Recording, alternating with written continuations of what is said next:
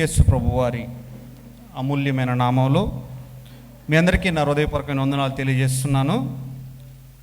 దేవుని వాక్యం చదువుకుందాం. న్యాయాధిపతుల గ్రంథం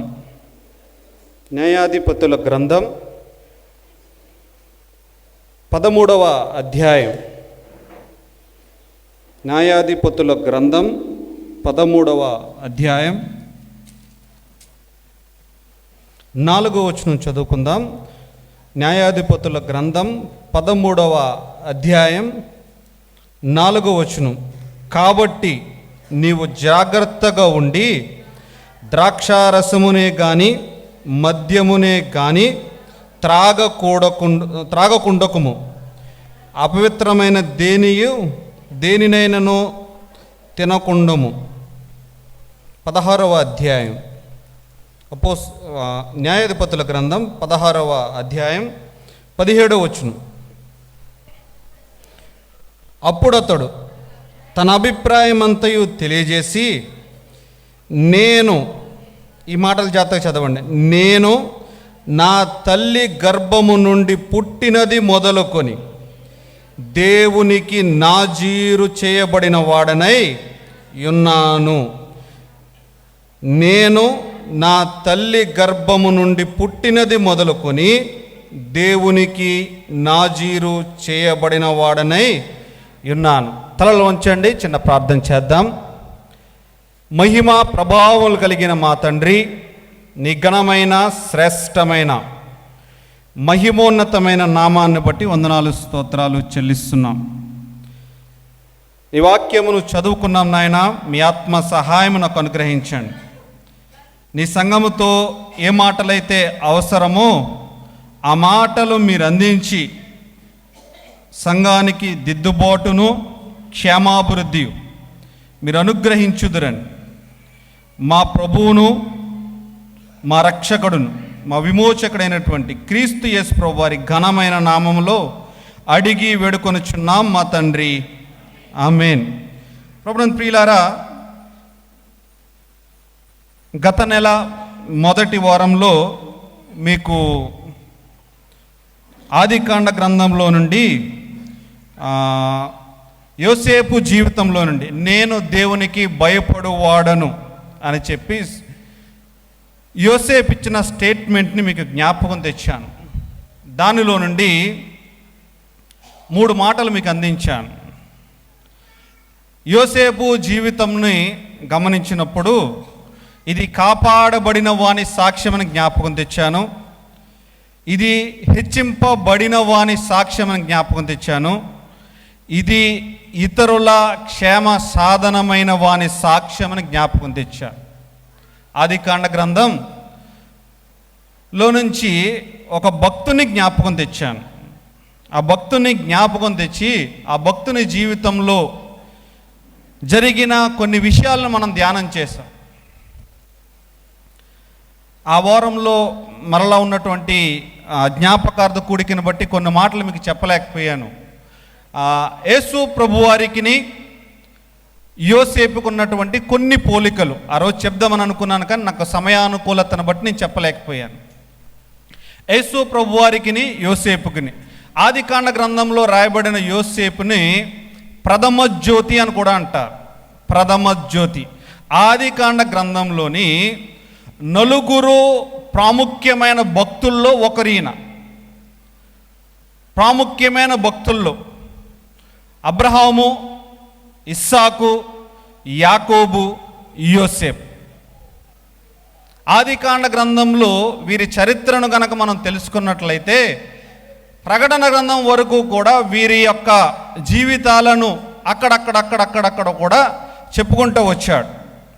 యేసు ప్రభువారికిని యోసేపుకున్నటువంటి దగ్గర సంబంధాలు లేదంటే పోలికలు ఏమేమి ఉన్నాయనంటే, యేసు ప్రభువారు తండ్రి చేత ప్రేమింపబడ్డాడు. యేసు ప్రభువారు బాప్తీసం తీసుకున్న తర్వాత పరలోకం నుండి ఒక స్వరం వచ్చింది కదా, ఆ స్వరంలో ఏమంటదంటే, ఇదిగో ఈయన నా ప్రియ కుమారుడు, ఈయన యందు నేను ఆనందించుచున్నానన్న స్వరం వచ్చింది. యోసేపు కూడా ఇశ్రాయేలు వృద్ధాప్యంలో పుట్టిన కుమారుడు. ఇశ్రాయేలు వృద్ధాప్యంలో పుట్టిన కుమారుడు, అంటే యాకోబు యొక్క వృద్ధాప్యంలో పుట్టిన కుమారుడు. అంత మాత్రమే కాదు, యాకోబు ఎక్కువగా ప్రేమించిన తన భార్య అయినటువంటి రాహేలు కుమారుడు యోసేపు. యోసేపును కూడా వృద్ధాప్యంలో పుట్టిన కుమారుడు కాబట్టి ఎక్కువగా ప్రేమించాడు తండ్రి. తండ్రి చేత ప్రేమింపబడ్డారు ఇద్దరు. యేసు ప్రభువారు తండ్రి చేత ప్రేమింపబడ్డాడు. అంత మాత్రమే కాదు, యోసేపు కూడా తండ్రి చేత ప్రేమింపబడ్డాడు. ఇద్దరు కూడా గొర్రెల కాపరులు. యేసు ప్రభువారి గురించి యోహాను సువార్తలో మనం గమనించినట్లయితే 10వ అధ్యాయంలో నేను గొర్రెలకు మంచి కాపరిని అని యేసు ప్రభువారు చెప్పారు. యోసేపు కూడా గొర్రెల కాపరి, గొర్రెల మేపుతూ ఉన్నప్పుడు తన తండ్రి పిలిచి తన అన్నల యొక్క యోగక్షేమాలు తెలపడం కొరకై పంపించబడ్డాడు. ఇద్దరు కూడా గొర్రెల కాపరులు. ఇద్దరు తండ్రి చేత ప్రేమింపబడ్డారు. అంత మాత్రమే కాదు, ఇద్దరు కూడా గొర్రెల కాపరులు. అంత మాత్రమే కాదు, ఇద్దరు కూడా తండ్రి దగ్గర నుంచి అన్నదమ్ముల యొద్దకు పంపబడ్డారు. యేసు ప్రభువారు తన స్వకీయుల యొద్దకు ఆయన వచ్చాడు. యోసేపు కూడా తన అన్నదమ్ముల దగ్గరికి ఆయన వెళ్ళినట్లుగా లేఖనాల్లో ఉన్నాయి. అంత మాత్రమే కాదు, ఇద్దరి మీద కూడా తన సహోదరులు వ్యతిరేకంగా కుట్ర పన్నారు. యేసు ప్రభువారిని సిలువకు అప్పగించినది ఆయన స్వకీయులే. యోధా జాతే, యోధా జనాంగమే ఆయన మీద కుట్ర పన్నింది. యోసేపు మీద కూడా కుట్ర పన్నింది వారి యొక్క అన్నదమ్ములే. అంత మాత్రమే కాదు, ఇద్దరు కూడా శోధింపబడ్డారు. యేసు ప్రభువారు శోధింపబడ్డాడు. లూకాసు వార్తలో రాయబడింది, ఆయన అపవాది చేత శోధింపబడినట్లుగా ఉన్నారు. ఆయన అపవాది చేత శోధింపబడ్డాడు. యోసేపు పోతీఫరు యొక్క భార్యతోటి ఆయన శోధింపబడ్డాడు. ఇద్దరు కూడా శోధింపబడ్డారు. అంత మాత్రమే కాదు, ఇద్దరి వస్త్రాలు తీసివేయబడ్డాయి. యేసు ప్రభువారి యొక్క అంగీ తీసివేయబడింది, యోసేపు అంగీ కూడా తీసివేయబడింది. ఇద్దరి యొక్క అంగీలు తీసివేయబడ్డాయి. అంత మాత్రమే కాదు, ఇద్దరు కూడా ఐగుప్తుకు పంపబడ్డారు. యోసేపు పుట్టినప్పుడు ఐగుప్తులోనికి, యోసేపు పుట్టిన తర్వాత కొంతకాలానికి అన్నదమ్ములు అమ్మేసినప్పుడు ఐగుప్తుకి పంపబడ్డాడు యోసేపు. యేసు ప్రభువారు కూడా ఆయన నజరేతులో పుట్టిన తర్వాత, బెత్లెహేంలో పుట్టిన తర్వాత అక్కడ పిల్లలన్నదని చంపేసే సమయంలో ఆయన తల్లిదండ్రులైనటువంటి యోసేపు మరియులు ఐగుప్తుకు తీసుకుని వెళ్ళిపోయారు. ఇద్దరు కూడా ఐగుప్తు దేశానికి వెళ్ళారు. అంత మాత్రమే కాదు, ఇద్దరు అమ్మబడ్డారు. యేసు ప్రభువారిని ఇస్కరియోతు యూదా అమ్మాడు, 30 వెండి నాణములకు అమ్మాడు. యోసేపుని 20 తులముల వెండికి అమ్మబడ్డారు. ఇద్దరు వెండికి అమ్మబడ్డారు. ఇద్దరు కూడా అమ్మబడ్డారు. అంత మాత్రమే కాదు, ఇద్దరు బందీ గృహంలో ఉన్నారు. ఇద్దరు ఆయనను బంధించి అనే లేఖనాల్లో 4 సువార్తల్లో కూడా రాయబడింది. యేసు ప్రభువారిని బంధించారు, యోసేపును కూడా బంధించి చెరసాల్లో వేశారు. అంత మాత్రమే కాదు, వీరిద్దరూ కూడా బంధించినప్పుడు మౌనంగా ఉన్నారు. యోసేపును బంధించినప్పుడు మౌనంగా ఉన్నాడు. యేసు ప్రభువారిని బంధించినప్పుడు కూడా ఆయన మౌనంగా ఉన్నట్లుగా లేఖనాల్లో ఉన్నాయి. అంత మాత్రమే కాదు, యేసు ప్రభువారిని శిలువ పైన ఆయన అప్పగించటానికి సరైన కారణం ఎవరు చూపించలేదు. అంత మాత్రమే కాదు, ఇద్దరి పైన కూడా తప్పుడు ఆరోపణలు చేయబడ్డాయి. యోసేపు మీద తప్పుడు ఆరోపణ చేయబడింది, యేసు ప్రభువారి మీద కూడా తప్పుడు యొక్క ఆరోపణ చేయబడింది. అంత మాత్రమే కాదు, ఇరువురు కూడా దేవుని యొక్క అడుగు జాడల్లో నడిచారు. యేసు ప్రభువారు ఏమంటాడనంటే, తండ్రి, భూమి మీద నువ్వు నాకు ఏ పని అయితే ఇచ్చావో దానిని నేను సంపూర్ణంగా నెరవేర్చానని యేసు ప్రభువారు స్టేట్మెంట్ ఇచ్చాడు. అలానే ఇద్దరు కూడా, యోసేపు కూడా నేను దేవునికి భయపడువాడనని జ్ఞాపకం తెచ్చాడు. అంటే ఇరువురు కూడా తండ్రి అయిన దేవునికి లోబడ్డారు. అంత మాత్రమే కాదు, ఇద్దరు కూడా వారు జైలు జీవితంలో చెరసాల్లో ఉన్నప్పుడు వారితో పాటు ఇద్దరిద్దరిని బందీలుగా వేశారు. ఆ బందీల్లో ఒకరు మరణించారు, ఒకరు విడిపించబడ్డారు. యేసు ప్రభు వారిని శిలువ పైన మేకుల మీద ఆయన శిలువపై వేసినప్పుడు 2 బందీలు ఉన్నారు. ఒక బందీ ఆయన యేసు ప్రభు వారిని దూషించి ఆయన పరలోకాన్ని కోల్పోయాడు. ఒక బందీ పరలోకాన్ని పొందుకున్నాడు. నేడు నీవు నాతో కూడా పరదైసులో ఉందుమన్నాడు. యోసేపు కూడా చెరసాల్లో ఉన్నప్పుడు ఒక బందీ విడిపించబడ్డాడు, ఒక బందీ ఉరి తీయబడ్డాడు. అంత మాత్రమే కాదు, వారిరువురు కూడా యేసు ప్రభు వారు యోసేపు ఇరువురి శ్రమల తర్వాత హెచ్చింపబడ్డారు. యేసు ప్రభు వారు ఎప్పుడైతే శిలువ మరణం పొందిన తర్వాత అంటున్న మాట ఏంటిదనంటే, తండ్రి నువ్వు నాకు పైన ఏ మహిమ అయితే ఇచ్చావో ఆ మహిమలోనికి నేను మరలా వస్తున్నానని యేసు ప్రభు వారు చెప్పినట్లుగా ఉన్నది. యోసేపు కూడా చెరసాల్లోంచి విడిపింపబడిన తర్వాత ఐగుప్తు దేశానికి ప్రధానమంత్రిగా ఉన్నట్లుగా మనం చూస్తూ ఉన్నాం. అంత మాత్రమే కాదు, ఇద్దరు కూడా అన్య స్త్రీలను వివాహం చేసుకున్నారు. యోసేపు ఐగుప్తు స్త్రీని వివాహం చేసుకున్నాడు. యేసు ప్రభువారు అన్య జనాంగమైనటువంటి మన సంఘాన్ని ఆయన వివాహం చేసుకోబోతున్నాడు. అంత మాత్రమే కాదు, ఇద్దరూ కూడా కొంతకాలానికి వారి సహోదరులకు దూరం అయిపోయారు. యోసేపు తన సహోదరుల దగ్గర ఉన్నది దాదాపుగా 16 సంవత్సరాలు. బైబిల్ యొక్క పండితులు చెప్పిన దాని ప్రకారంగా 16 నుంచి 18 సంవత్సరాల వరకు ఉండొచ్చేమో తండ్రి ఇంట. యేసు ప్రభు వారు కూడా కొంతకాలమే 33.5 సంవత్సరాలు మాత్రమే భూలోకంలో జీవించి ఆయన పరమునకు వెళ్ళిపోయినట్లుగా మనం చూస్తూ ఉన్నాం.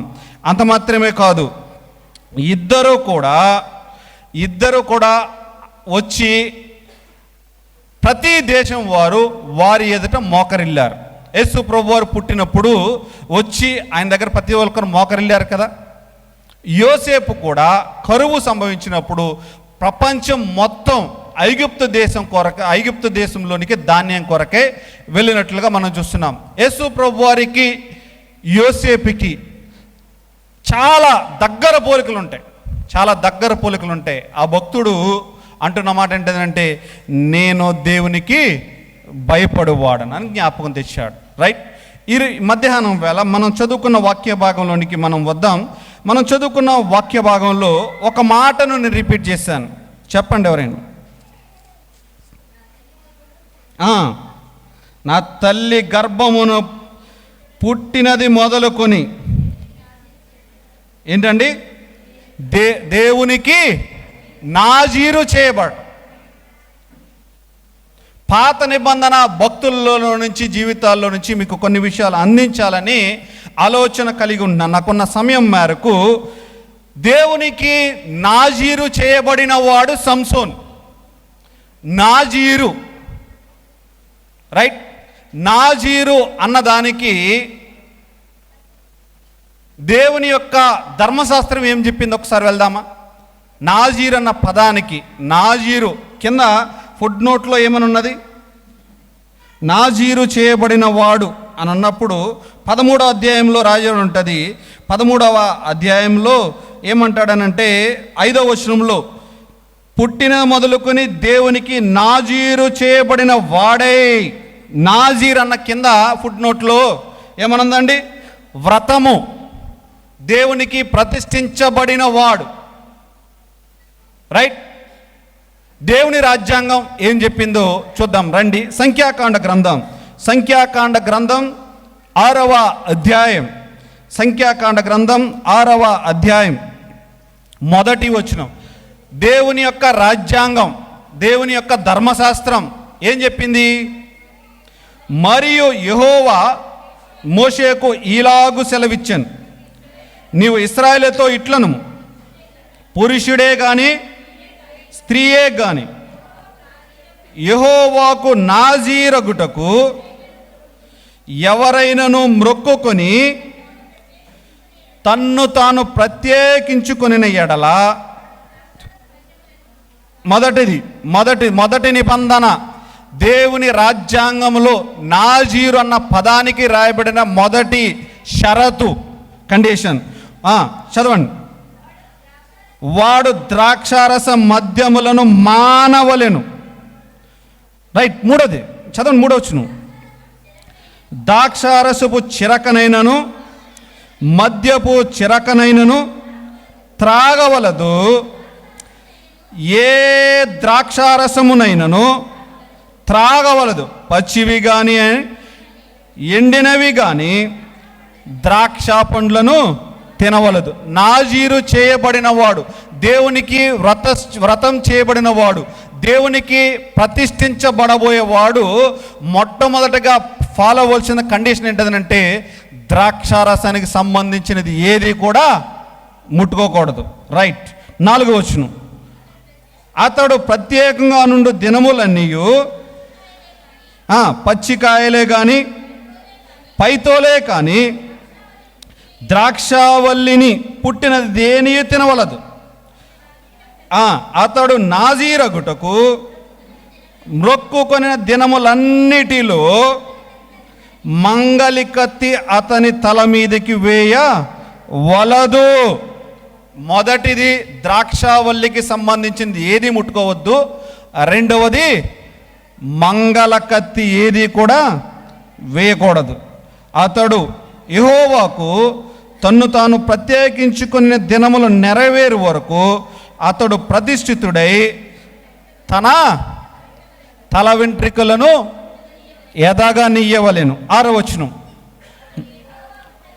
అతడు యెహోవాకు ప్రత్యేకంగా నుండి దినములన్నిటిలో ఏంటదండి 3వ నియమం, ఏ శవమును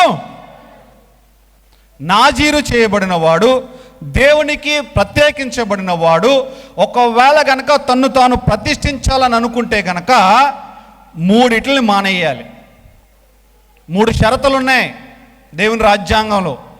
ఏంటది? నాజీరు చేయబడిన వాడు మొట్టమొదటిగా ద్రాక్ష వల్లికి సంబంధించినది ఏది తినకూడదు. రెండవది మంగళ కత్తి రాకూడదు తన మీదకి. మూడోది ఏ శవమును ముట్టకూడదు. ఈ 3 పాటించాలి నాజీరు చేయబడిన వాడు. బైబిల్ గ్రంథంలో ముగ్గురు నాజీరు చేయబడిన భక్తులు ఉన్నారు. ముగ్గురు. ఎనీబడి, ఎవరన్నా తెలిసిన వాళ్ళు ఉంటే చెప్పండి. ముగ్గురు బైబిల్ గ్రంథంలో నాజీరు చేయబడిన వారు.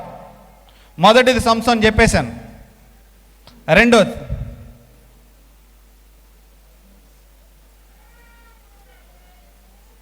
రెండవది సమూయేలు గ్రంథంలో సమూయేలు మొదటి గ్రంథం 1వ అధ్యాయం 11వ వచనం మరియు 28వ వచనంలో ఆమె హన్నా చెప్తుంది. అక్కడ నేను దేవునికి నా బిడ్డను ప్రతిష్ఠిస్తున్నాను అని చెప్తుంది. నాజీరు చేయబడిన వారు ముగ్గురు. సంసోను మొదటిది, రెండవది సమూయేలు, మూడవది క్రొత్త నిబంధనలో యేసు ప్రభు వారి కంటే ముందుగా పుట్టిన బాప్తీసమిచ్చు యోహాను. బైబిల్ గ్రంథంలో నాజీరు చేయబడిన వారు ఈ ముగ్గురే. నాజీరుని గురించి చెప్పబడినప్పుడు 3 రకాలైన షరతులు ఉన్నాయి. ద్రాక్షవల్లిది ముట్టకూడదు, మంగళకత్తి పడకూడదు, శవాన్ని ముట్టుకోకూడదు. అయితే సంసోను జీవితంలో ఏమి జరిగింది? రైస్ వైర్లెస్ తీసుకో. సంసోను యొక్క జీవితంలో ఏమి జరిగింది? సంసోను యొక్క జీవితంలో ఏమి జరిగిందో కొన్ని లేఖనాలను ఆధారం చేసుకుని కొన్ని వచనాలు మనం చూద్దాం. రండి, న్యాయాధిపతుల గ్రంథం 14వ అధ్యాయం 2వ వచనం. అతడు తిరిగి వచ్చి తిమ్నాతులో ఫిలిష్తీయుల కుమార్తెల్లో ఒకతను చూచి తిని, మీరు ఆమెను నాకిచ్చి పెండ్లి చేయవలనని తన తల్లిదండ్రులతో అనగా. చాలండి, 14వ అధ్యాయం మరలా 10వ వచనం. 10వ వచనం. అంతటా అతని తండ్రి ఆ స్త్రీని చూడబోయినప్పుడు సంసోను విందు చేసెను. అచ్చటి పెండ్లి కుమారులు అట్లు చేయుట మర్యాద. చాలండి. మనం చదువుకున్న లేఖన భాగాల్లో నుంచి కనుక మనం గమనించినట్లయితే సంసోను నాజీరు చేయబడ్డాడు, దేవునికి ప్రతిష్ఠించబడ్డాడు. దేవునికి ప్రతిష్ఠించబడిన సంసోను తన జీవితంలో 14వ అధ్యాయం 2వ వచనంలో ఏమంటాడంటే, తిమ్నాతులోకి వచ్చాడు, ఫిలిష్తీయుల కుమార్తెల్లో ఒకతను చూశాడు, ఆమెను నాకిచ్చి పెళ్లి చేయమన్నాడు. సంసోను జీవితంలో దేవునికి ప్రతిష్ఠించబడిన వాడు, నాజీరు చేయబడిన వాడు. సంసోను ఏం చేస్తున్నాడంటే ఇక్కడ తన మనసులో ఉన్నటువంటి కోరికను చెప్తున్నాడు. తన మనసులో ఉన్నటువంటి కోరిక తన తల్లిదండ్రులకు చెప్తున్నాడు. ఏమనంటే, మీరు ఆమెను నాకిచ్చి పెండ్లి చేయడు. మనం ఎలా అనుకుందామా? నాజీరు చేయబడిన వాడు, దేవుని యొక్క ధర్మశాస్త్రంలో నాజీరు చేయబడిన వాని యొక్క ప్రత్యేకతలు ఎరిగిన వాడు. తల్లిదండ్రులు కూడా ఆ ముందు వచ్చిన భాగాల్లో మీరు గమనించినట్లయితే తల్లిదండ్రులు అడుగుతారు, దూత వచ్చి చెప్పినప్పుడు నువ్వు ఒక కుమారుణ్ణి కంటావు ఇది అని చెప్పినప్పుడు ఆ కుమారుణ్ణి నాజీరు చేసిన తర్వాత ఎలా పెంచాలో దయచేసి మాకు తెలుపమని అడిగారు తల్లిదండ్రులు. అయితే నేనంటాను, లేఖనములకు బదులుగా కోరికల చేత నడిపించబడిన సంసోను. ఇది మొదటి మాట. లేఖనములకు బదులుగా కోరికలు. నిజానికి సంసోను జీవితాన్ని నడిపించవలసింది ఏంటి? లేఖనం. నాజీరు చేయబడినవాడు, దేవునికి ప్రత్యేకించబడినవాడు. ప్రత్యేకించబడిన వాణిని నడిపించవలసింది ఏంటది? లేఖనం, వాక్యం నడిపించాలి. కానీ సంసోను కోరికల చేత నియంత్రించబడ్డాడు. లేఖనం చేత నడిపించవలసిన సంసోను కోరిక చేత నియంత్రించబడ్డాడు. సంసోనుని ఇప్పుడు మీరు చెప్పండి, ఫిలిష్తీయుల కుమార్తెలో ఒక ఆమెను చూశాడు, నాకు ఇచ్చి పెళ్లి చేయడానికి తల్లిదండ్రుల దగ్గరికి వెళ్ళి అడిగాడు. సంసోను ఇప్పుడు నడిపిస్తున్నది వాక్యమా, కోరికలా? వాక్యమా, కోరికలా ఆయన నడిపిస్తున్నది. కొంతమంది కొన్ని స్టేటస్లు మనం చూస్తాం అనుకోండి వాట్సాప్లో, నా జీవితం నా ఇష్టం, ఎప్పుడు చచ్చిపోతామో తెలీదు, నీకు ఇష్టం వచ్చినట్టు బ్రతికేయి. ఇవేనండి కొటేషన్స్ వాట్సాప్ స్టేటస్లో. నా జీవితం నా ఇష్టం, నాకు నచ్చినట్లు నేనుంటా, నాలో ఉన్న కోరిక ఏదైతే నేను అది చేస్తా. సంసోను లేఖనం చేత నడిపించబడాలి, నాజీరు చేయబడిన వాడు. కానీ అతని జీవితంలో అతని యొక్క కోరికలు, ఆ కోరికలు ఆయన నడిపిస్తున్నాయి. ఆయన ఎందుకని నా మాట అన్నానంటే, సంసోను సోరేకులోకి వెళ్ళాడు, ఒక ఆమెను చూశాడు, కావాలన్నాడు. తిమ్నాతుకు వెళ్ళాడు, ఒక ఆమెను చూశాడు, కావాలన్నాడు. గాజాకు వెళ్ళాడు, ఒక ఆమెను చూశాడు, కావాలన్నాడు. ఒక సింహాన్ని చూశాడు, చీల్చాడు, అందులో తేనె పట్టున్నది, తీసుకున్నాడు, తిన్నాడు. తాను కోరికలు, మనసుకు నచ్చిన కోరికలను సంసోను నెరవేర్చుకుంటున్నాడు తన కోరికల చేత. నిజానికి లేఖనముల చేత నియంత్రించబడవలసిన సంసోను కోరికల చేత నియంత్రించబడుతున్నాడు. తల్లిదండ్రులు ఆ బిడ్డ పుట్టినప్పుడు ఆ బిడ్డను, నాజీరు చేయబడిన బిడ్డను, దేవునికి ప్రతిష్ఠించవలసిన బిడ్డను ఎలా పెంచాలో అడిగారండి వారు. ఆ తల్లిదండ్రులు అడిగారు. మన జీవితంలో కూడా మనలో నియంత్రిస్తున్నది ఏమిటి? మన కోరికలా లేకపోతే వాక్యమా? మనం దేని చేత నియంత్రించబడుతున్నాం? లూకా సువార్తలో 4వ అధ్యాయం 2వ వచనంలో కనుక మీరు గమనించినట్లయితే, యేసు ప్రభు వారు అపవాది చేత శోధింపబడిన తర్వాత ఆయన ఏమంటాడనంటే, అపవాది నీవు దేవుని కుమారుడు అయితే రొట్టె అగినట్లు ఈ రాతితో చెప్పుమని ఆయనతో చెప్పెను. అందుకు యేసు, మనుష్యుడు రొట్టె వలన మాత్రమే జీవించాడు అని వ్రాయబడి ఉన్నదని వానికి ప్రత్యుత్తరం ఇచ్చాను. నిజానికి యేసు ప్రభు వారు అప్పటికే సాతాను చేత శోధింపబడ్డాడు, చాలా ఆకలితో ఉన్నాడు ఆయన అప్పటికి. కానీ ఆయన జ్ఞాపకం చేస్తుంది ఏంటంటే, లేఖనాల్లో రాయబడి ఉన్నది, లేఖనాల్లో రాయబడి ఉన్నది. లేఖనాన్ని మనం మర్చిపోతున్నాం. మన కోరికలను మనం నియంత్రించుకోలేకపోతున్నాం. మన కోరికలకు నియంత్రించుకోలేక లేఖనముల చేత నియంత్రించబడవలసిన సంసోను తన ఇష్ట ప్రకారంగా తన కోరికల ద్వారా నడిపించబడుతున్నాడు. అలా అయితే ఏమన్నానంటే, లేఖనం చేత నడిపించవలసబడిన సంసోనుని బందీ గృహంలో బందీగా ఎందుకు అయిపోయాడు? ఆయన విడిపించడానికి పుట్టాడు, ఇశ్రాయేలీయులను ఫిలిష్తీయుల నుంచి విడిపించడానికి. కానీ ఆయనే బందీ అయిపోయాడు. దేని చేత మనం నియంత్రించబడుతున్నాం? దేనికి మనం బందీ అయిపోతున్నాం? ఒకసారి మనం ఆలోచిద్దాం. మన యొక్క భక్తి జీవితంలో దేనికో ఒకదానికి బందీ అయిపోయి ఆ కోరికలు నెరవేర్చుకుంటూ దేవుని యొక్క లేఖనాలను మనం ఎరుగని వారు.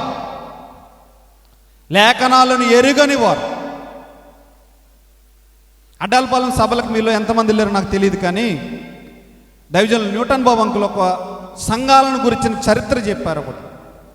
ఆయన చెప్తున్నాడు, న్యాయాధిపతుల గ్రంథంలో యెహోవాను ఎరుగని తరం ఒకటి వచ్చిందని అని ఉంది కదా. నేటి సంఘాలలో యేసు ప్రభుని ఎరుగని తరం ఒకటి వచ్చేసింది ఆల్రెడీ. యేసు ప్రభు వారిని ఎరుగని తరం. పుట్టు క్రైస్తవులం, తాత క్రైస్తవుడు, నేను క్రైస్తవుడును, కానీ యేసు ప్రభు గారి గురించి తెలియదు. ఆయన ఎలా జీవించాడు, ఆయన ఎందుకు వచ్చాడన్న విషయాలే తెలియవు. యేసు ప్రభు వారి ఎరుగని తరం. యేసు ప్రభు వారిని ఎరిగారా? యవనస్తులుగా ఉన్న మిమ్మల్ని అడుగుతున్నా, యేసు ప్రభు వారిని ఎరిగారా మీరు? యేసు ప్రభు వారు పరమ నుండి భూమికి కిందకి ఎందుకు దిగి వచ్చాడో తెలుసా మీకు? సంసోను జీవితంలో లేఖనములకు బదులు కోరికల చేత నడిపించబడుతున్నట్లు మనం చూస్తున్నాం. సామెతల గ్రంథం ఒక మాట చదువుదాం, చూడండి. సామెతల గ్రంథం 25వ అధ్యాయం 28వ వచనం. సామెతల గ్రంథం 25వ అధ్యాయం 28వ వచనం. ప్రాకారం లేక పాడైన పురము ఎంతో, తన మనస్సును అణుచుకొనలేని వాడును అంతే. ప్రాకారం లేని పురంలోనికి ఏ దుష్ట జంతువైనా వెళ్తుంది, ఏదైనా వెళ్తుంది.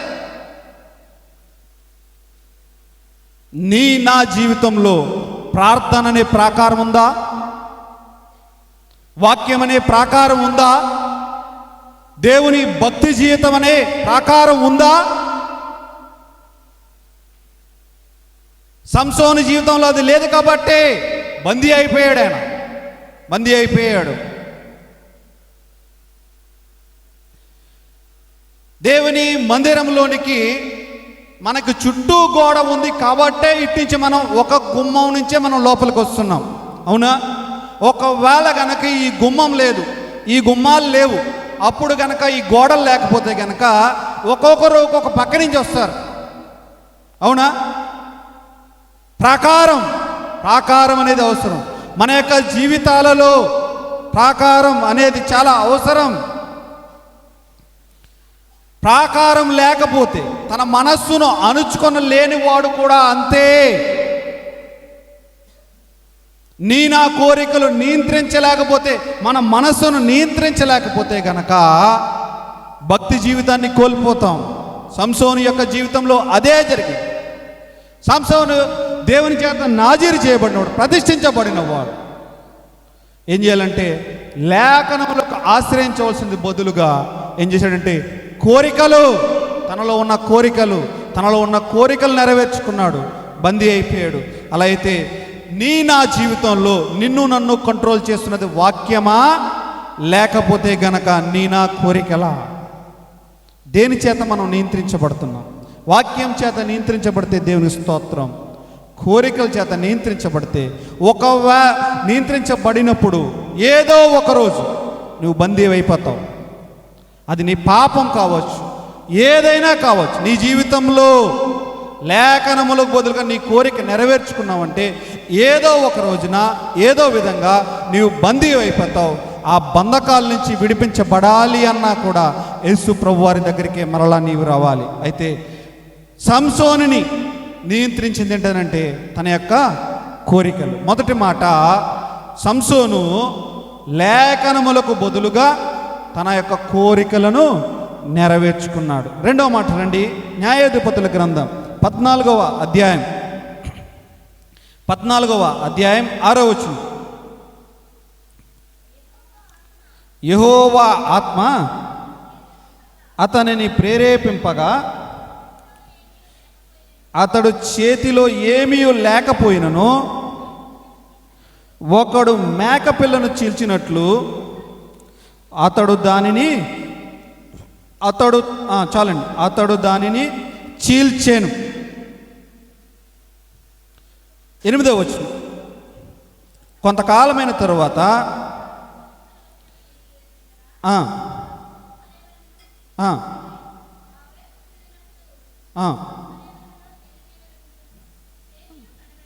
తేనియు కనబడగా తినుచు వెళ్ళుచు తన తల్లిదండ్రుల యొద్దకు వచ్చి వారును తినిరి. అయితే తాను సింహపు కళేబరంలో నుండి ఆ తేనెను తీసిన సంగతి వారికి తెలియచేయలేదు. 6వ వచనంలోని 9వ వచనంలోని ఒక మాట రిపీట్ అయింది, గమనించండి. 6వ వచనం చివరి భాగం, అతడు చేసినది తన తండ్రితోనైనను చెప్పలేదు. 9వ వచనం చివరిలో, అయితే తాను సింహపు కళేబరములో నుండి తేనెను తీసిన సంగతి ఎవరికి తెలియజేయలేదు? తల్లిదండ్రులకు తెలియజేయలేదు. బైబిల్ గ్రంథంలో ఒకే మాట 2 సార్లు రాయబడిందంటే చాలా ప్రాముఖ్యం. బైబిల్ గ్రంథం రాయబడినప్పుడు పరిశుద్ధాత్మ దేవుడు అక్కడ ఆ మాట 2 సార్లు రాశాడు అని అంటే అర్థం ఏంటదనంటే ఆ విషయం తల్లిదండ్రులకి చెప్పవలసిన విషయాన్ని సంసోను ఏం చేశాడంటే తల్లిదండ్రులకు చెప్పలేదు.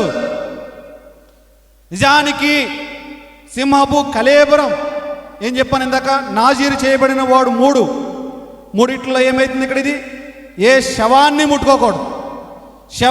శవాన్ని ముట్టుకున్నాడు. కళేబరం అక్కడ రాయబడింది, కళేబరాన్ని ముట్టుకున్నాడు. అంటాను దీనికి యథార్థతకు బదులుగా మోసాన్ని ఆశ్రయించిన సంసోను, లేఖనములకు బదులు కోరికల చేత నడిచింపబడిన సంసోను, యథార్థతకు బదులుగా మోసాన్ని ఆశ్రయించిన సంసోను. నాజీరు చేయబడిన వాడు ఏ శవాన్ని ముట్టుకోకూడదన్న విషయాన్ని ఆ తల్లిదండ్రులకు తెలుసు. ఆ తల్లిదండ్రులే 13వ అధ్యాయంలో నా బిడ్డను ఎలా పెంచాలో తెలుపుమని దూతను అడిగారు. వారు దూతను అడిగినప్పుడు రథం చేయబడిన వాడు ఎలా పెరగాలనే విషయాలు చెప్పాడు. అయితే తల్లిదండ్రులకు ఆ విషయం తెలుసు, కానీ లేఖనంలో అక్కడ రాయబడిన మాట ఏంటంటే అతడు తన తల్లిదండ్రులకు ఆ విషయాన్ని చెప్పలేదు. తల్లిదండ్రులకు చెప్పవలసిన విషయాన్ని దాచిపెట్టాడు. యథార్థతను ఆశ్రయించడం బదులుగా మోసాన్ని ఆశ్రయించాడు సంసోను పుట్టక మునిపే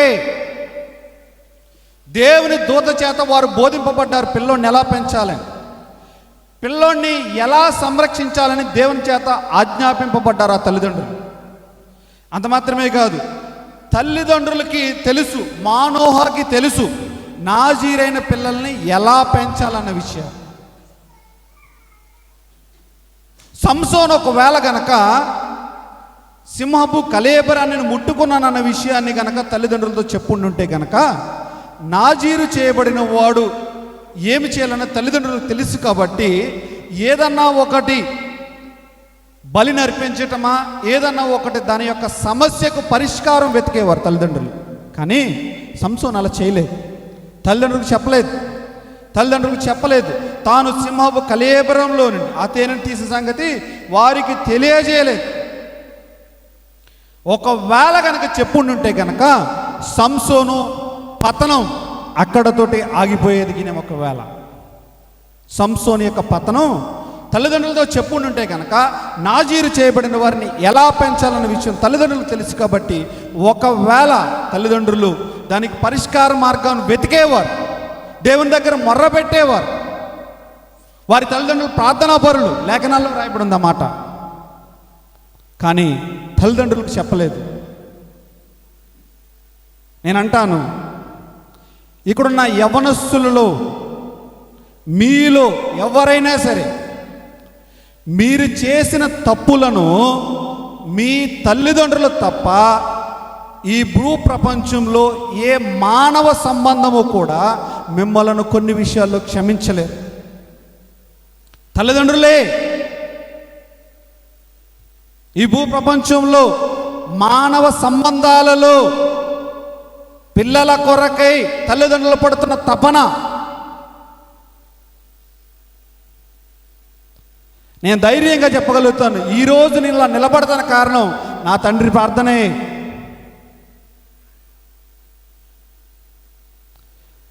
మీరు గమనించండి, చాలామంది తల్లిదండ్రులు వారి యొక్క ప్రార్థనలో సగభాగం వారి పిల్లలే కాదంటారా? మనం మోకరిల్లేది మొదలుకొని మన పిల్లల కొరకై ఎంతసేపు కన్నీరు కారుస్తున్నాం, ప్రార్థన చేయగలుగుతున్నామా?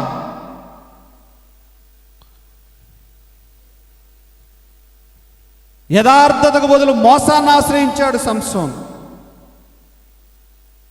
తల్లిదండ్రులు ఒకవేళ పిల్లలు చేసిన పొరపాటుని తల్లిదండ్రులు అంగీకరిస్తారు. అంగీకరించుకొని వారు నవమాసాలు మోసి కనటమే కాదు, ఆ తప్పును వారు చచ్చిపోయే వరకు కూడా మూడో వ్యక్తికి చెప్పరు. ఇది భూలోకంలో తల్లిదండ్రులు చేసే త్యాగం. చచ్చిపోయే వరకు కూడా నువ్వు చేసిన పొరపాటు వేరే వారికి చెప్పరు వాళ్ళు. అదే నువ్వు వేరే దగ్గరికి వెళ్ళి కనుక చెప్పినట్లయితే అది ఒకరోజు ఒకరి దగ్గర నుంచి ఒకరికి, ఒకరి దగ్గర నుంచి ఒకరికి, ఒకరి దగ్గర నుంచి ఒకరికి, అందరికీ స్ప్రెడ్ అయిపోయి. తల్లిదండ్రులు మోసం చేయొద్దు. మీరు చేసిన తప్పులు ఏదైనా ఉన్నాయి తల్లిదండ్రులకు చెప్పాలి. తల్లిదండ్రులకు చెప్తేనే వారు దానికి ఒక పరిష్కార మార్గాన్ని వెతకగలుగుతారు. మీకన్నా భక్తి జీవితంలో వారు ముందున్నవారు. ఆ భక్తి జీవితంలో వారు కొద్దో గొప్ప దేవుని తెలిసిన వారు. వారు ప్రార్థిస్తారు నీ కొరకే, వారు ప్రార్థిస్తారు. తల్లిదండ్రుల యొక్క భక్తి జీవితం పిల్లల మీద తప్పకుండా ప్రభావం చూపిస్తుంది. తల్లిదండ్రుల యొక్క భక్తి జీవితం వారి పిల్లల మీద తప్పకుండా ప్రభావం చూపిస్తుంది. ఇది సత్యం. న్యాయాధిపతుల గ్రంథం 13వ అధ్యాయం 8వ వచనం ఒక మాట చదవండి. న్యాయాధిపతుల గ్రంథం 13:8. అందుకు మానోహ, నా ప్రభువా, నీవు పంపిన దైవజనుడు మరలా మా యొద్దకు వచ్చి పుట్టబోవు ఆ బిడ్డకు మేమేమి చేయవలనో దానిని మాకు నేర్పునట్లు దయచేయుమని ఏం చేస్తున్నారండి? యెహోవాను వేడుకొన్నారు. ఈ భూమి మీద నిస్వార్థంగా మనల నుండి ఏమి ఆశించకుండా ప్రార్థించే ఏకైక మానవ సంబంధం తల్లిదండ్రులు మాత్రమే. తల్లిదండ్రులకు మీరు ఒక పట్ల మీరు ఆలోచించండి. ఒక తండ్రిని నుంచోబెట్టి ఒక పక్కని డబ్బు పెట్టండి, ఒక పక్కన తన కుమారుణ్ణి పెట్టండి. తల్లిదండ్రులు కోరుకునేది ఎవరినో తెలుసా? వారి బిడ్డల్నే. నిస్వార్థంగా పిల్లల కొరకై ప్రాకులాడతారు. పిల్లల యొక్క భక్తి జీవితం కొరకై వారు తపన పడతారు, వేదన పడతారు, వారి కొరకై ప్రార్థన చేస్తారు. అయితే సంసోన్ ఏం చేశాడనంటే అతడు తన తల్లిదండ్రులకు చెప్పలేదు. ఏ విషయాన్నైనప్పటికీ కూడా అది తప్పైనా మంచైనా సరే తల్లిదండ్రులతో మీరు చెప్పడం అది ఎంతైనా మీకు శ్రేయస్కరం. మీ జీవితాల్లో ఏ సంఘటన జరిగినప్పటికీ కూడా అది తల్లిదండ్రులతో పంచుకోవాల్సిన విషయం. తల్లిదండ్రులకు ఈ లోకంలో నీవు చేసిన తప్పులను క్షమించగలిగిన వారు ఏకైక వారు నీ తల్లిదండ్రులు మాత్రమే. తల్లిదండ్రులు వారికి మనం ఏం చేసినప్పటికి కూడా మనం చెప్పాలి. సంసోన్ ఏం చేశాడంటే యథార్థతకు బదులు మోసాన్ని ఆశ్రయించాడు. మూడో మాట చూద్దాం, సమయం అయిపోతుంది. న్యాయాధిపతుల గ్రంథం 16వ అధ్యాయం 21వ వచనం. న్యాయాధిపతుల గ్రంథం 16వ అధ్యాయం 21వ వచనం. అప్పుడు ఫిలిష్తీయులు అతనిని పట్టుకొని అతని కన్నులను ఊడదీసి గాజాకు తీసుకుని వచ్చి ఇత్తడి సంకెళ్ళ చేత అతనిని బంధించి. చాలండి. వాస్తవానికి సంసోన్ ఎందుకు పుట్టాడండి? వై? సంసోన్ ఎందుకు పుట్టాడు? 13:5 న్యాయాధిపతుల గ్రంథం 13:5. నీవు గర్భవతివై కుమారుని కందువు, అతని తల మీద మంగళకత్తి వేయకూడదు, ఆ బిడ్డ గర్భమును పుట్టిన మొదలుకొని దేవునికి నాజీరు చేయబడిన వాడే. ఈ మాట గమనించండి. ఫిలిష్తీయుల చేతిలో నుండి ఇశ్రాయేలును రక్షింప మొదలు పెట్టునని ఆమెతో చెప్పాను. ఇలా అనుకుందామా? విడిపించటానికి బదులు అమ్మబడిన సంసోన్. సంసోన్ ఎందుకు పుట్టాడండి? ఇశ్రాయేలును ఫిలిష్తీ చేతిలో నుంచి విడిపించడానికి. కానీ సంసోన్ ఏం చేశాడు? అమ్మబడ్డాడు. ప్రసంగి గ్రంథంలో అనుకుంటాను, దేవుడు నరులను యథార్థవంతులుగా పుట్టించను, కానీ వారు వివిధమైన తంత్రములు కల్పించుకొని ఉన్నారంటాడు. వివిధమైన తంత్రములు కల్పించుకున్నారు అని అంటే మనల్ని దేవుడు యథార్థవంతులుగా పుట్టిస్తే మనం వేరేది ఆశ్రయిస్తున్నాం. సంసోను పుట్టింది ఎందుకు? ఇశ్రాయేలును విడిపించడానికి, బానిసత్వంలో ఉన్న తన ప్రజలను విడిపించడానికి, రక్షించడానికి. కానీ తిరిగి ఫిలిష్తీయులకే అమ్మబడ్డాడు. అత్యంత ఘోరమైన విషయం. సంసోను జీవితంలో విడిపించడానికి బదులుగా ఆయన అమ్మబడ్డాడు. మరి నీవెలంతా? నీవు దేనికి అమ్ముడిపోయావు? నువ్వు దేనికి అమ్ముడిపోయావు? సంసోన్ నిజానికి ఎంత వెలిస్తే సంసోన్ను కొనొచ్చండి? సంసోనుని ఎంత వెల ఇస్తే సంసోనుని కొనొచ్చు? స్టార్టింగ్లో చెప్పాను కదా మీకు నేను. గాజాకి వెళ్ళాడు, వేషం చూశాడు, కావాలన్నాడు. సోరేకులోకి వెళ్ళాడు, ఒక ఆమెను చూశాడు, కావాలన్నాడు. మళ్ళా దెలీలాని చూశాడు, ఆ స్త్రీని మోహింపగా లేఖనాలు రాయబడింది. సంసోన్ను ఏమి పెట్టి కొనొచ్చానంటే, ఏం పెట్టి కొనొచ్చండి చెప్పండి? ఒక స్త్రీ. సంసోను వెలంత? ఒక స్త్రీ. సంసోనుని కొనాలి, సంసోను మన మాట వినాలి అని అనుకుంటే కనుక ఒక స్త్రీని ఎరగాయిస్తే చాలు. నీవు దేవునికి అమ్ముడిపోయావు. సాతాను నిన్ను నన్ను కొనడానికి ఎంత వెలనైనా చెల్లిస్తాడు. సాతాను తెలుసా మీకు? అది ఎంత వెలనైనా చెల్లిస్తాడు. నీ కొరకే, నా కొరకే. సాతాను మనలను మోసపుచ్చడం కొరకై. సంసోను బంధించడానికి ఫిలిష్తీ సర్దారులు ఎంతైనా ఇస్తారన్న విషయాన్ని ఆ స్త్రీకి తెలుసు. ఫిలిష్తీ సర్దారులు ఎంతైనా ఇస్తారన్న విషయం ఆ స్త్రీకి తెలుసు. సంసోనుని కొనాలంటే ఒక స్త్రీ ఉంటే చాలు. ఒక భక్తుని లొంగ తీసుకుంటే అపవాది ఎంతైనా వెల చెల్లిస్తాడు, ఎంతైనా వెల చెల్లిస్తాడు. బైబిల్ గ్రంథంలో అబ్షాలోమును కొనాలి అని అంటే ఏముండాలి? అబ్షాలోమును కొనాలంటే అధికారం ఇస్తే చాలు. అబ్షాలోమును కొనేయచ్చు, అధికారం ఇస్తే చాలు. అబ్షాలోమును కొనేయచ్చు. అంత మాత్రమే కాదు, గెహాజీని కొనాలంటే ఏమిస్తే చాలు? గెహాజీ దేనికి అమ్ముడుపోయాడు? డబ్బు ఇస్తే చాలు, గెహాజీని మనం కొనవచ్చు. దేమాను లొంగ తీసుకోవాలంటే, లోకపు ఆశలు చూపిస్తే చాలు. దేమాని లొంగ తీసుకోవాలంటే, సంసోను లొంగ తీసుకోవాలంటే ఒక స్త్రీని ఎరగా వేస్తే చాలు. అబ్షాలోమును లొంగ తీసుకోవాలంటే అధికారం ఇవ్వాలి. గెహాజీని లొంగ తీసుకోవాలంటే డబ్బు ఇవ్వాలి. దేమాను లొంగ తీసుకోవాలంటే ఈ లోక సంబంధమైనటువంటి లోక ఆశలు చూపిస్తే చాలు, లొంగ తీసుకోవచ్చు. మరి నిన్ను లొంగ తీసుకోవాలంటే, మరి నన్ను లొంగ తీసుకోవాలంటే దేనికి అమ్ముడుపోతున్నాం మనం? దేనికి? ఎందుకు మన భక్తి జీవితం ఇంత దిగజారిపోయిన స్థితికి వచ్చేస్తుంది? ఎందుకు పతనవస్థలోకి వెళ్ళిపోతున్నాం? నీవు నేను భక్తి జీవితాన్ని ఎక్కడ అమ్మేసుకుంటున్నాం? నీది నా జీవితాన్ని పాడు చేస్తున్నది ఏమిటి? ఈ మధ్యాహ్నం వేళ ఆలోచించావా? అపవాది నిన్ను ఏమిచ్చి కొన్నాడు? అపవాది నిన్ను ఏమిచ్చి కొన్నాడు? దేనికి కొన్నాడు? అసూయ కొనేయాడా? డబ్బు కొన్నాడా? అధికారానికి కొన్నాడా? మద్యానికి కొన్నాడా? మోహానికి కొన్నాడా? దేనికి కొనేశాడు సాతాను మిమ్ములను?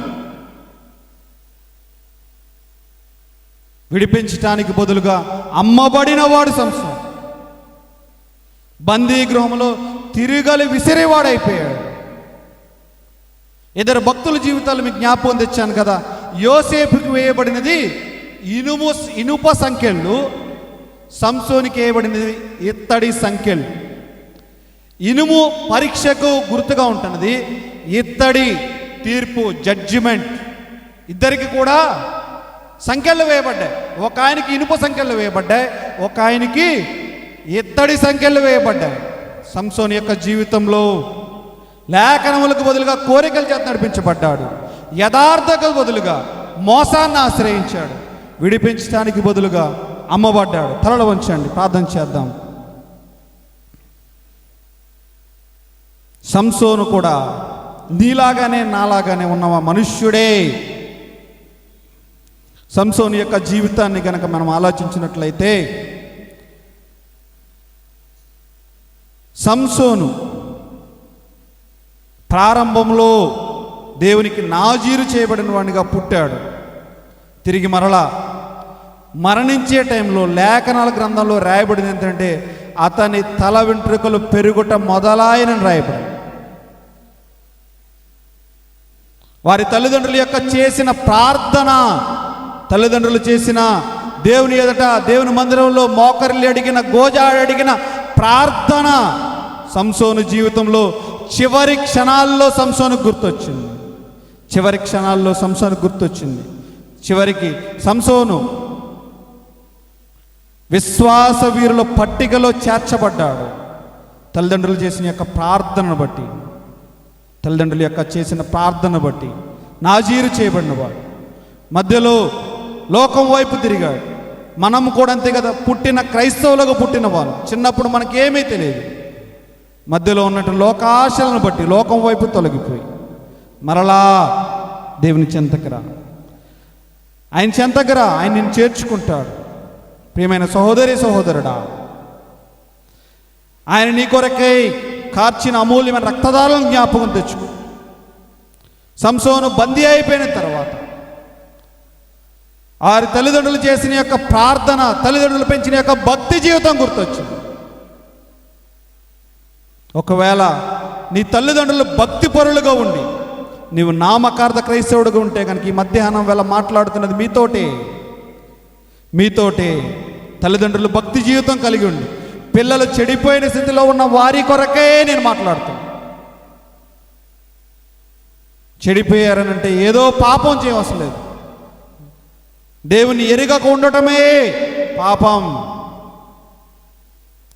అలా ఎరుగని వారు ఉన్నారు, వారి కొరకే ప్రార్థన చేయండి. మహిమ ఘనత ప్రభావం కలిగిన మా ప్రభువా, నీ ఘనమైన శ్రేష్టమైన అత్యున్నతమైన నామాన్ని బట్టి వందనాలు స్తోత్రాలు చెల్లిస్తున్నాం. నాజీరు చేయబడినవాడు, దేవునికి ప్రతిష్ఠింపబడిన వాడు సంసోను. కానీ లేఖనములకు బదులుగా కోరికల చేత నడిపించబడ్డాడు. యథార్థతకు బదులుగా మోసాన్ని ఆశ్రయించాడు. విడిపించవలసిన వాడు బందీ అయిపోయాడు.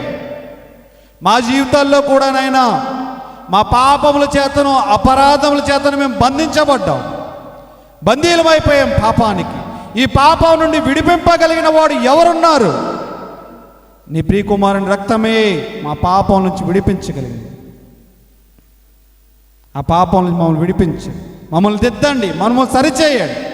నీ వాక్యము ద్వారా మమ్మల్ని సరిచేసి నీ వాక్యపు వెలుగులో మమ్మల్ని నడిపించుమని మా ప్రభువును మా రక్షకుడును మా విమోచకుడైనటువంటి క్రీస్తు యేసు ప్రభు వారి ఉన్నతమైన నామంలో ప్రార్థన చేయుచున్నాము తండ్రి. ఆమేన్.